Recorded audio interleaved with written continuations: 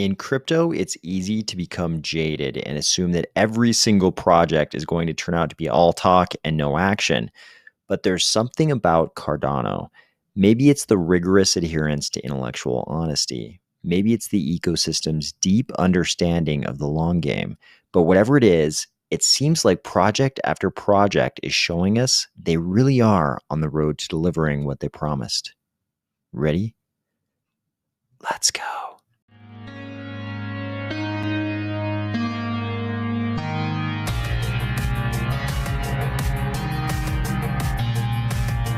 Today, we'll discuss the Coti-World Mobile Partnership. This looks like it could be some real global financial operating system stuff, guys.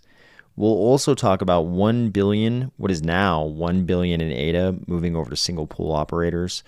We'll talk about ADA Realm apparently signing a contract to develop their metaverse in Unreal Engine 4.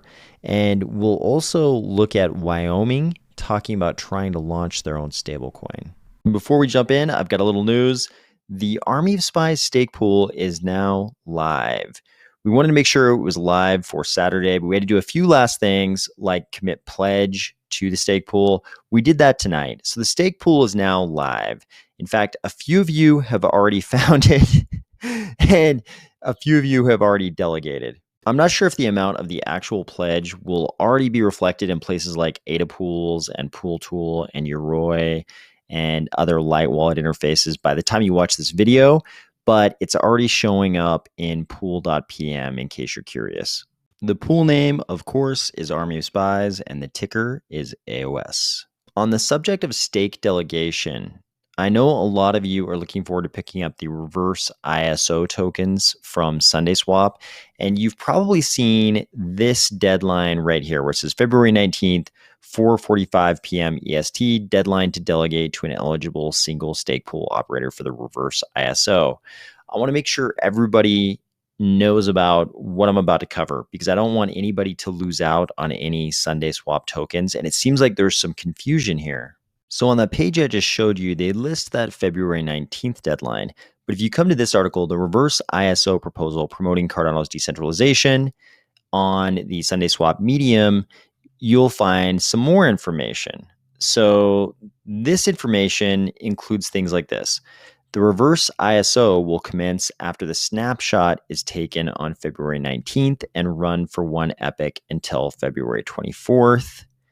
And then down below we read, to be eligible to receive rewards from SundaeSwap's reverse ISO, simply delegate to an eligible single pool operator and stay delegated for the full epoch from February 19th to the 24th. So I know this has created some amount of confusion because I searched the SundaeSwap Discord today and I couldn't even resolve it for myself completely. So they described this deadline on February 19th as a snapshot. So I think a lot of people take this to mean you must be delegated during the snapshot and then you're good to go. But if you read this sentence down here, to be eligible to receive rewards, simply delegate to an eligible single pool operator and stay delegated for the full epoch from February 19th to 24th. When I read this, it makes me think that you need to stay delegated for the entire period. When I go into the SundaeSwap Discord, I see different people, not necessarily associated with SundaeSwap, but different people in the Discord saying different things. Some people seem to be saying that you just need to be delegated on February 19th, which is Saturday, and then you can move. And some other people are saying maybe you need to be delegated on February 19th and stay delegated with that pool all the way through the 24th. I don't want anybody to miss out on any of their SundaeSwap tokens if that's what they're looking for. So I wanted to make sure that everybody knew about this confusion. Whether you really want those tokens or you don't care at all, let's talk about something that isn't confusing, like this partnership. Coti and World Mobile together in a partnership. This makes perfect sense to me. In fact, I think we all imagined that this was probably coming. And the reason is this part right here. With this partnership, we will enable merchants and retails, I think they mean retailers, to accept ADA payments starting in Africa and expanding to all undeveloped areas. How does ADA Pay and JED plus World Mobile sound? That sounds like the kind of real global financial operating system that we've talked about in the past? How do you create a level economic playing field for Africa? This sounds like a great start. When we click through to the link, we find this article. Coti and World Mobile are partnering up to find ways to connect the unconnected, and it has the kind of information you'd expect. They say AdaPay will be offered for African retailers and merchants connected to the World Mobile Network. AdaPay is already being integrated with various African NGOs and charities, and so far has processed nearly 100,000 ADA in donations. In addition to the above, we're working on ways to integrate JED into the World Mobile ecosystem. I think this is probably kind of a dream of people who've been thinking about Coti or World Mobile. I mean, if you were thinking about JED or AdaPay, you were undoubtedly some part of you, some hopeful, optimistic part of you was probably thinking, or probably at least imagined, hey, what would it be like if the developing world could use JED as a currency? What if they could use AdaPay to accept payments for everyday transactions? And if you're thinking about World Mobile, you're probably thinking to yourself, okay, this is great. One step is to connect people, to give people the ability to get on the internet, to allow them to access the greatest library that's ever been created, the internet. That's one step. But the next step is to also give them the ability to engage in economic activities unfettered by the whims of any central bank who at any time could inflate the currency into oblivion. And in fact, we've seen this. We've seen this on the African continent. We've seen this in South America. We've seen this in other parts of the world. Central banks tend to do this. They tend to inflate away debts to the detriment of the holders of those currencies. So it makes it very hard for people to engage in economic activities without fear of whatever amount of economic power they accumulate being inflated into oblivion by the central bank. But how much more potent are these two things combined, taking away that danger of the economic units you're accumulating being turned into nothing, and also giving you access to all the information of the world? This is a great partnership, and I think we all kind of expected and hoped that this would happen at some point.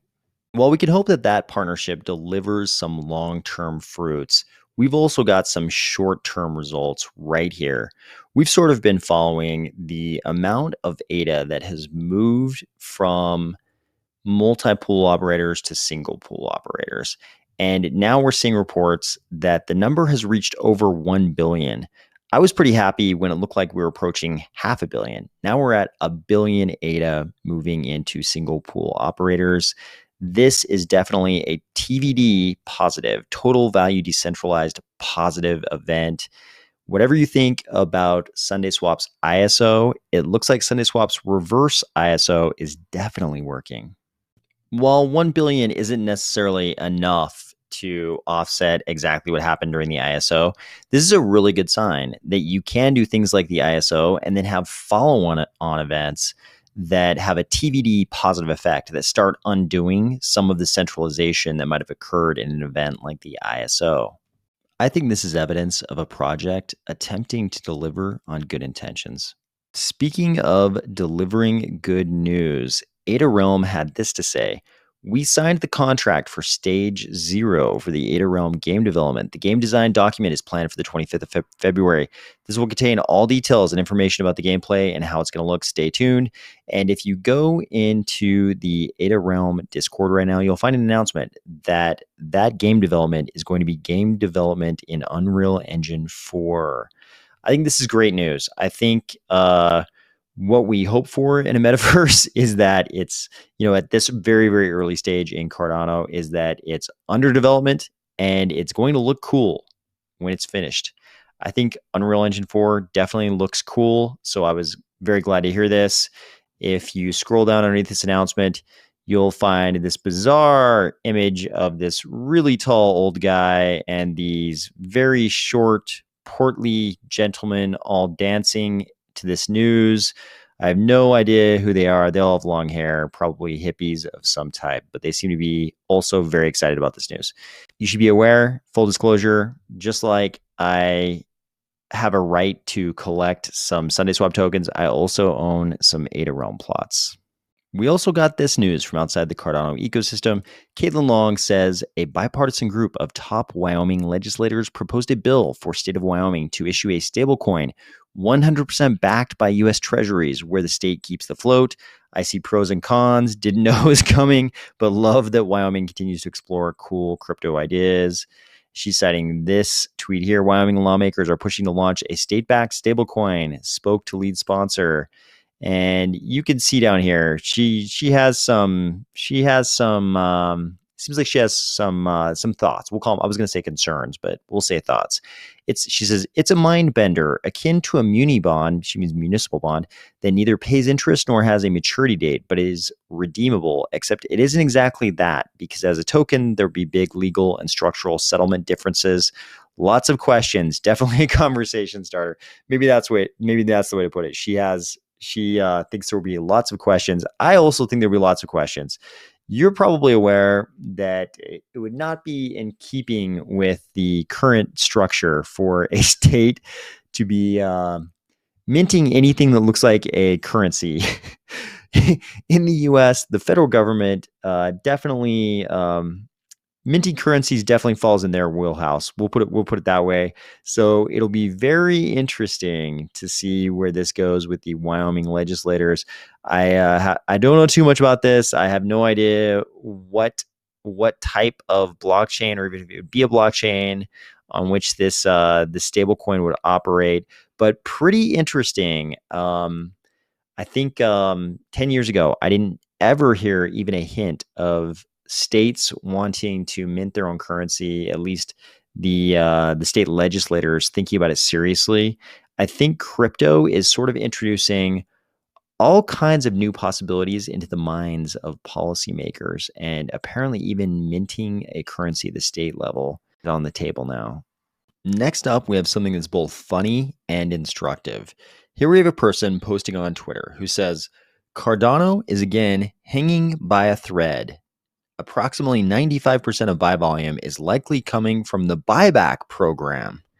If you're like me and you pay a lot of attention to Cardano and you read this, you're probably saying to yourself, buyback program? I've never heard of any kind of buyback program. It turns out Charles Hoskinson responded and said, there is no buyback program, and if you keep lying publicly, then I'll consider litigation. I am directly asking you to stop writing deceptive tweets intended to slander and mislead the general public. This is obviously a person who doesn't understand how defamation claims work and how gigantic a litigation war chest a billionaire could deploy. This is exactly what you would never want to do. And if it was any other billionaire besides Charles Hoskinson is a very busy billionaire. He doesn't just have like pretend businesses, around the world and sort of like gallivant around pretending like he's running the businesses.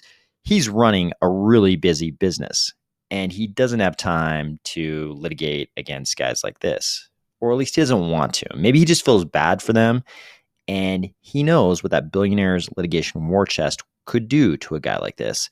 So he just doesn't do it to be a nice guy. Or maybe he's too busy. But for whatever reason, he's not doing what a lot of billionaires would do, which is just deploy that war chest for fun. A lot of billionaires would just do that just for fun. This guy looks like he's getting lucky, but I can say it's probably a good life skill to not do exactly this. While Charles is not deploying that billionaire's war chest we just talked about, he is doing this. He says, heading to ETH Denver tomorrow. On a completely unrelated note, watching Conan tonight, and of course the clip from Conan he is watching is the Crom, I have never prayed to you before, but please grant me revenge clip. Charles has posted, I believe, the same clip before. Pretty entertaining if you are not old enough to have watched Conan the Barbarian in the 1980s. Yes, it is Arnold Schwarzenegger as Conan the Barbarian. This, of course, would not normally be notable. Charles posts stuff like this all the time. But I think this tells us something. This tells us that Charles knows that the Ethereum people already know what's about to happen.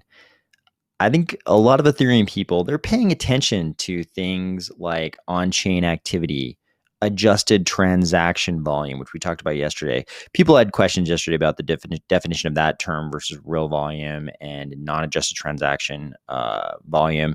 I posted some of those in the comments in case you were curious, but I think Charles knows that the Ethereum people can see what's going on. They can see how much on-chain transaction volume Cardano's already doing, even though DeFi is brand new for us.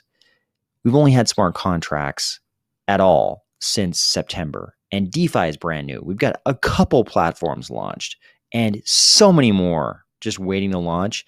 I think he knows the Ethereum people can already see what's going to happen, and he knows that he's actually past the point Conan was in the plot in this clip. He no longer has to pray to Crom to help him get revenge. It's probably coming no matter what. I hope you are gearing up for a fantastic weekend, and I will talk to you soon.